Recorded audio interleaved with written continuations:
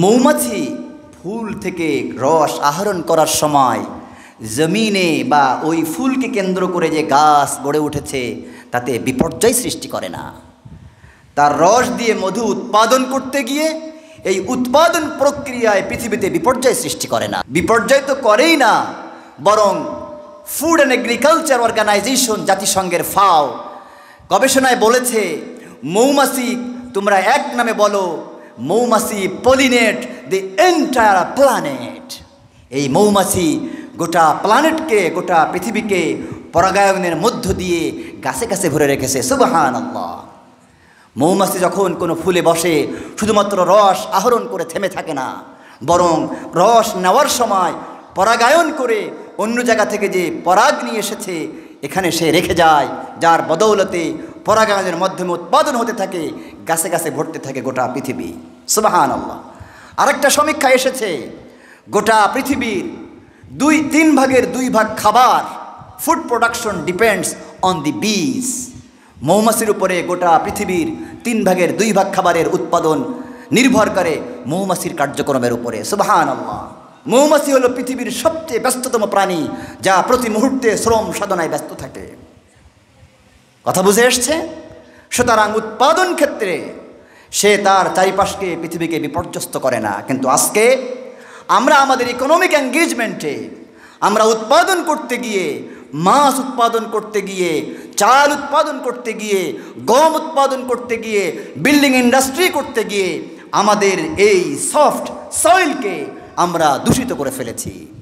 আজ এই মাটি বড় ক্লান্ত, আজ এই মাটি বড় শ্রান্ত, আজ এই মাটি সব যেন ধ্বংস হয়ে যাচ্ছে। 100 years ব্যাক এই মাটি থেকে উৎপাদিত একটা আপেল থেকে একজন মানুষ যেই পরিমাণ আয়রন আহরণ করতে পারত, এখন সেই একই পরিমাণ আয়রন আহরণ করতে হলে গবেষকরা বলছে অন্তত 20টা আপেল তাকে খেতে হবে। আল্লাহু আকবার। কারণ কি? গবেষকরা বলছে এই মাটির স্বাস্থ্য খারাপ হয়ে গেছে, মাটির স্বাস্থ্য আগের মতো উর্বর নেই। এজন্য এখন জলবায়ু কর্মী এবং জলবায়ু বিজ্ঞানীরা একটা নতুন কনসেপ্টের জন্ম দিয়েছে, প্ল্যানেটারি হেলথ। প্ল্যানেটারি হেলথ মানে এই মাটির, পৃথিবীর স্বাস্থ্য নিয়ে আমাদেরকে সজাগ হতে হবে। সলিমুদ্দিন সজাগ কোত্থেকে হবা? কোরআন থেকে গাইড নিতে হবে। ইসলাম পৃথিবীকে এমন জীবন বিধান দিয়েছে, 1400 বছর ধরে কোরআন সুন্নাহর আলোকে সমাজ চলেছে। কখনো ওই ধরনের মুসিবত, জলবায়ু পরিবর্তন, বৈশ্বিক উষ্ণতা, সয়েল ডিগ্রেডেশন, মাটির স্বাস্থ্য খারাপ হয়ে যাওয়া কখনো তৈরি হয়নি। কারণ আল্লামা কাজী আয়াজ রাহিমাহুল্লাহ বলতেছেন, আহকামুশ শারা আওয়ামির ওয়া নওয়াহি তাকতাজি কুরবান ওয়া মাহাসিন ওয়া জাজরান আন মানাকির ওয়া ফাওয়াহিশ ওয়া ইবাহাতান লিসালাহিল আলাম ওয়া ইমারাতান লিহাদিহি দার বিবনি আদম। আল্লাহু আকবার। আল্লামা কাজী আয়াজ রাহিমাহুল্লাহ বলতেছেন, শরীয়তের বিধিবিধানগুলো আসলে কি? কিছু আদেশ এবং কিছু নিষেধ মান্য করার মধ্য দিয়ে বান্দা রব্বুল আলামিনের মাহবুব বান্দা হয়ে যায়। নিষেধগুলোর মধ্য দিয়ে বান্দাকে রব্বুল আলামিন হুমকি ধামকি দিয়ে অন্যায় থেকে দূরে সরিয়ে রাখতে চান। আর হলো শরীয়ত কি? শরীয়তের বিধিবিধান হলো এই পৃথিবীর বাসযোগ্যতাকে যেন এনশিওর করা যায়, সেই ব্যাপারে শরীয়ত নীতিমালা প্রদান করে থাকে। আর এই শরীয়তের নীতিমালাগুলো এমন যা মান্য করার মধ্য দিয়ে এই পৃথিবীর উৎপাদন ক্ষমতা কখনো বিনষ্ট হয়ে যায় না, বরং প্রতিদিন আরও ক্ষমতাশীল হতে থাকে। তাও সুবহানাল্লাহ বলবো না। আজকে আমরা যে পাশ্চাত্য থেকে আসা কোরআন সুন্নাহ বর্জিত যে আইন ও কানুন দিয়ে আমাদের ইকোনমিক লাইফকে সাজিয়েছি, তা বাস্তবায়ন করার কারণে আমরা উৎপাদন করছি, ঠিক আছে, একটা নয় 20টা আপেল উৎপাদন করছি, কিন্তু একটা সমান হতে গিয়ে 20টা লাগতেছে। আমাদের মাছের উৎপাদন বেড়েছে, আমাদের খাদ্যের উৎপাদন বেড়েছে, কিন্তু আলটিমেটলি গুণগত জায়গা থেকে আমরা অনেক পিছিয়ে পড়েছি। আর উৎপাদন বাড়াতে গিয়ে নানা সব ভয়ঙ্কর কীটনাশক সার ব্যবহার করতে করতে এই মাটিকে আমরা বড় বিনষ্ট, ধ্বংস করে ফেলেছি। এই যে আমরা প্লাস্টিকের গ্লাস দিয়ে একবার পানি খাই, পৃথিবীতে এর আগে এত অ্যারোগেন্ট এবং অহংকারী প্রজন্ম আগে কখনো এসেছিল কিনা আল্লাহই ভালো জানে। একটা গ্লাস, প্লাস্টিকের গ্লাস একবার ব্যবহার করে আমরা ছুঁড়ে ফেলে দিচ্ছি, ওই মাটি থেকে আঘাত করছে। আর এই প্লাস্টিক মাটির গভীরে যাওয়ার কারণে মাটির যে মাইক্রো অর্গানিজম রয়েছে, মাটির যে ভেতরে ছোট ছোট টুকরা টুকরা রয়েছে, এগুলো পরস্পরে মিলিত হয়ে এক ধরনের ব্যাকটেরিয়া এবং মাইক্রো অর্গানিজমকে আহরণ করে তার স্বাস্থ্যকে সে ঠিক করতে চায়। কিন্তু এই প্লাস্টিক যখন মাটির গভীরে পড়ে যায়, তখন মাটি মাটির সাথে মিলতে পারে না, তার স্বাস্থ্যকে সুন্দর করে গড়ে তুলতে পারে না, বিজ্ঞান বলছে। এজন্য আমাদের এই সমস্ত প্লাস্টিক বর্জন করার চেষ্টা করতে হবে। যদি আমরা স্ট্রিক্ট সেন্সে বলি, এটা মুমিন জিন্দেগির পার্ট নয়। হজরতে রাগিব ইস্পাহানি হিজরি ৬ষ্ঠ শতকের একজন অন্যতম বড় ইসলামী পণ্ডিত, মুহাদ্দিস, মুফাসসির, সাহিত্যিক এবং পলিটিক্যাল ফিলোসফার।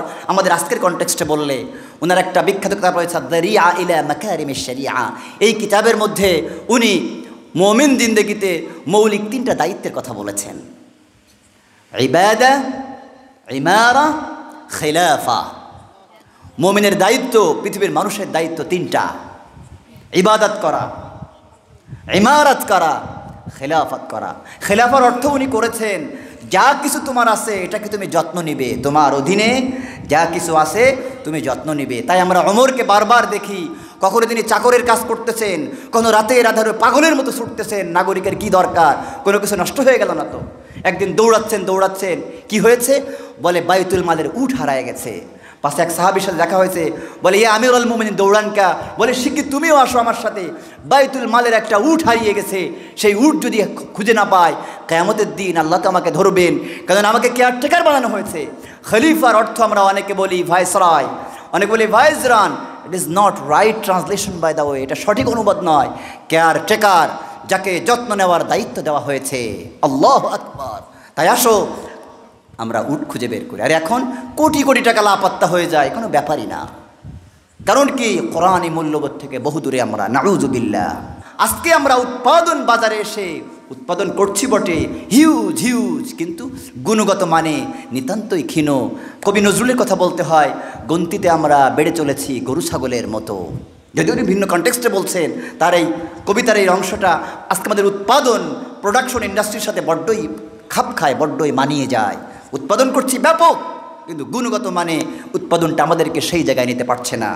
ওয়াকাত ফালাম তাকসির ওয়ালাম তুফসিদ। 4 নম্বরে, সে উৎপাদন করে কিন্তু তার উৎপাদন প্রক্রিয়ায় তার এই সমস্ত ম্যাটেরিয়ালসগুলোকে, র ম্যাটেরিয়ালসগুলোকে, তার প্যাকেজিং ব্যবস্থায় কোনো কিছুকে ধ্বংস করে দেয় না। উৎপাদনও হয় এবং উৎপাদনের প্রক্রিয়ায় এই পৃথিবীকে আরও বসবাসযোগ্য করে গড়ে তোলার জন্য সে শ্রম দিয়ে যাচ্ছে রাত আর